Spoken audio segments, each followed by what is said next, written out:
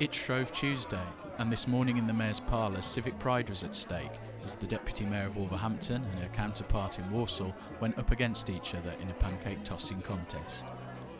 Councillor Graham Wilkes from Walsall managed an impressive 4 tosses of the pancake. But Wolverhampton's Councillor Paddy Bradley made sure that home advantage counted, flipping her pancake 5 times and ensuring bragging rights stayed in the city.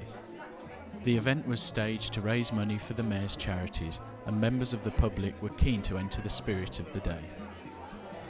But not everyone was able to demonstrate such flipping prowess.